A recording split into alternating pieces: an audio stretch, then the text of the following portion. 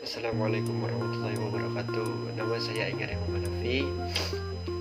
Saya dari jurusan Perbandingan Mazhab dan Hukum yang kebetulan sedang belajar mata kuliah Hukum Tata Negara. Dalam kesempatan ini saya akan memaparkan materi-materi yang telah saya rangkum dan ringkas. Pada pertemuan pertama itu, dalam mata kuliah Hukum Tata Negara, itu Bapak melaksanakan kontrak belajar, juga pengenalan kepada kami. Kami selaku mahasiswa dipintai untuk memperkenalkan diri, di mana itu sudah via WA group, tentu juga nama, NIM, dan juga asal tinggal. Nah, untuk sistem perkuliahannya sendiri, tentunya secara online, Bapak itu menginstruksikan kepada kami selaku mahasiswa untuk menggunakan yang diperintahkan oleh kampus, yaitu menggunakan LMS atau in-house. Masuk kepada materi pertama yang Bapak paparkan, yaitu tentang pengertian ruang lingkup dan konsep dalam mata kuliah Hukum Tata Negara. Jadi menurut yang saya pahami itu, secara istilah Hukum Tata Negara atau yang bisa disebut dengan state law itu adalah sekumpulan peraturan-peraturan hukum yang mengatur organisasi negara. Adakah ruang lingkupnya? Ada, yaitu organisasi negara, struktur pejabat negara, dan juga pembagian kekuasaannya. Dan adakah sumber hukum tata negara? Tentu ada. Bisa dibilang yang pertama itu hukum internasional yang diratifikasi menjadi hukum nasional. Nah, itu sumber hukum tata negara. Kemudian juga nilai-nilai konstitusi yang tidak tertulis atau yang kita bisa atau lumrah di masyarakat, itu adalah hukum adat. Yang ketiga adalah konstitusional convention atau kebebasan ketatanegaraan. Kemudian ada perundang-undangan tertulis dan juga jurisprudensi peradilan. Masuk kepada konsep hakikat ilmu, bahwasanya apakah ilmu itu sama dengan pengetahuan? Jika dilihat, ilmu itu harus secara sistematis atau berdasarkan kajian filsafat ilmu, objektif lah sifatnya. Nah, apa bedanya dengan pengetahuan? Pengetahuan itu adalah apa yang kita dapat dengan panca indera kita. Jadi semua hal yang kita dapat dengan panca indera itu pengetahuan, tetapi belum termasuk ilmu. Nah, bagaimana caranya pengetahuan bisa menjadi ilmu, sedangkan ilmu itu sudah termasuk pengetahuan di dalamnya? Pengetahuan bisa berubah menjadi ilmu ketika sudah memenuhi indikator yang melalui kajian filsafat ilmu seperti ontologis, epistemologis, aksiologis. Kemudian selanjutnya adalah ada asas-asas hukum tata negara. Nah, asas itu artinya karakter atau prinsip atau ciri khas. Dalamnya ada bentuk negara hukum itu dibagi menjadi dua, ya, secara formil juga secara material. Nah, bentuk negara hukum secara formil itu ada tiga. Yang pertama individualisme, terus penjaga malam, terus juga monopoli. Nah, untuk bentuk negara secara material juga ada tiga. Yang pertama kolektif, yang kedua dominasi negara, yang ketiga adalah welfare state. Kemudian juga asas negara kesatuan itu yang pertama adalah desentralisasi, kemudian juga dekonsentrasi, kemudian juga tugas pembantuan. Selanjutnya ada asas negara hukum. Nah, ciri negara hukum itu ada 6 ya. Yang pertama adanya jaminan HAM dari pemerintah.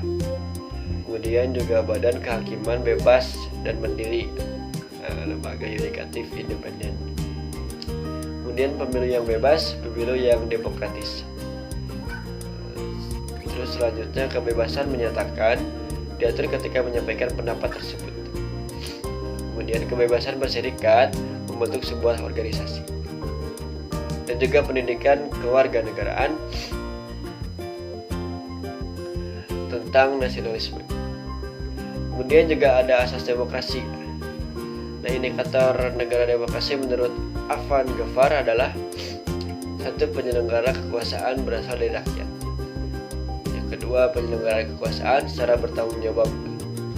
Terus yang ketiga, adanya partisipasi langsung, adapun tidak langsung. Yang keempat, rotasi kekuasaan. Yang kelima itu pemilu. Yang keenam adalah kebebasan dijadikan hak-hak dasar manusia. Kemudian untuk selanjutnya adalah materi bentuk negara. Bentuk negara yang pertama itu bentuk negara kesatuan. Itu vertical management model, Inggris dan Jepang ya, terpusat. Terus central representative model, Swedia, Spanyol, Denmark, terpusat. Dan juga unification model, Belanda lah, penyatuan integrasi. Kemudian ada mixed model, Perancis. Nah, kemudian juga ada karakter negara kesatuan. Satu konstitusi yang berlaku, tidak ada konstitusi dalam konstitusi. Kemudian juga satu pemerintahan di tingkat pusat, sentralistik atau pemerintah pusat memegang kendali lebih dominan daripada Pemda. Kemudian juga satu kewarganegaraan. Kemudian suatu satuan pemerintahan lokal yang merupakan subdivisi pemerintah pusat dan juga dominasi pusat. Nah, kemudian selanjutnya ada negara bagian atau federal state. Yang pertama itu perasaan sebangsa di antara kesatuan-kesatuan politik yang hendak membentuk federasi, dan juga keinginan untuk membentuk ikatan yang terbatas. Selanjutnya ada karakter negara bagian. Nah, satu wilayah negara bagian atas, negara-negara bagian contoh seperti Amerika Serikat, kedaulatan ganda gitu. Hubungan antara pemerintah federal dengan pemerintah daerah bersifat koordinatif atau kooperatif. Kemudian untuk materi selanjutnya adalah bentuk dan sistem pemerintahan. Nah, di sini ada ya, menurut Aristoteles bentuk pemerintahan itu ada 4. Yang pertama adalah autokrasi, kemudian oligarki, monarki, dan republik. Nah, 3 bentuk negara itu menurut Aristoteles itu bisa dibagi 2 gitu. Jadi ada bentuk sempurnanya, ada bentuk kemerosotannya gitu. Nah, 3 bentuk negara menurut Aristoteles bentuk sempurnanya ialah yang pertama adalah monarki, yang kedua adalah aristokrasi, yang ketiga adalah politeia. Nah, ini yang bentuk sempurnanya ya. Kemudian untuk bentuk kemerosotannya yaitu adalah despoti atau tirani. Kemudian ada oligarki atau plutokrasi, kemudian juga demokrasi. Nah, untuk siklus teori bentuk pemerintahan itu ada dari monarki, kemudian tirani, kemudian aristokrasi, kemudian oligarki, kemudian demokrasi, kemudian holokrasi, sampai terus menerus putar gitu. Nah, kemudian secara umum sistem pemerintahan itu dibagi 2 gitu. Secara presidensial atau parlementer. Nah, untuk presidensial itu ciri-cirinya adalah kepala negara menjadi kepala pemerintah, di mana di sini disebutkannya adalah eksekutif. Kemudian juga pemerintah tidak bertanggung jawab kepada parlemen. Parlemen itu bisa DPR ya kalau di kita. Nah, dan parlemen dan pemerintah itu sejajar. Kemudian juga menteri-menteri diangkat dan bertanggung jawab kepada presiden. Jadi presiden itu mengumpulkan kabinetnya gitu untuk kerja selama masa jabatannya. Kemudian juga eksekutif dan legislatif berkekuatan sama. Nah, itu untuk sistem pemerintahan presidensil. Kemudian yang kedua adalah parlementer. Ciri-cirinya adalah kepala negara tidak berkedudukan sebagai kepala pemerintahan karena ia telah bersifat simbol nasional atau pemersatu bangsa. Kemudian juga pemerintah dilakukan oleh kabinet yang dipimpin oleh seorang perdana menteri. Nah, kemudian juga kabinet bertanggung jawab dan dapat dijatuhkan oleh parlemen melalui mosi. Kemudian juga kedudukan eksekutif atau kabinet lebih rendah dan tidak bergantung pada parlemen. Kemudian materi selanjutnya adalah negara autokrasi dan negara demokrasi modern. Autokrasi modern itu suatu bentuk pemerintahan yang memiliki karakter-karakter cukup berbeda dengan demokrasi modern, atau bisa disebut juga dengan kekuasaan tunggal ya. Adapun ciri-cirinya, diantaranya sistem atau partai sistem satu partai atau partai tunggal dengan maksud membatasi pihak lain yang bisa menjadi kompetitor, jadi membatasi saingan lah. Yang kedua itu menghimpun kekuasaan sebesar mungkin pada tangan negara, jadi segala mengupayakan untuk mengokohkan kekuasaan. Kemudian juga organisme yang dianggap sebagai suatu kesatuan yang mempunyai dasar-dasar hidup serta kehidupan dan mempunyai kepentingan sendiri. Kemudian juga penentuan wakil rakyat masih dominan penguasa. Kelima, eksekutif dominan. Nah, contoh yang menganut untuk autokrasi modern ini adalah fasisme Italia, Nazisme Jerman, juga komunisme Uni Soviet. Kebalikan dari autokrasi modern, demokrasi modern itu cirinya adalah sistemnya multipartai. Nah, kemudian juga penyelenggaraan kekuasaannya itu oleh rakyat. Kemudian juga kumpulan atau kesatuan daripada individu, dalam arti bahwa individu mempunyai peranan pokok yang harus menentukan dan mengusahakan kebahagiaan serta kesentausaan negara. Jadi setiap orang itu mempunyai peranan ya untuk bisa membangkitkan atau memajukan NKRI ini. Kalau contohnya Indonesia, kalau contohnya negara lain sih memajukan negaranya masing-masing. Kemudian juga rakyat memilih kendali penentu wakil penuh dan juga undang-undang dominan. Dan contohnya yang menganut ini adalah Indonesia. Kemudian untuk materi selanjutnya yang kebetulan baru minggu kemarin dibahas atau didiskusikan, yaitu tentang teori pembagian dan lembaga negara. Dalam melaksanakan pembatasan kekuasaan, menurut Pak Wisty Verger itu ada secara langsung,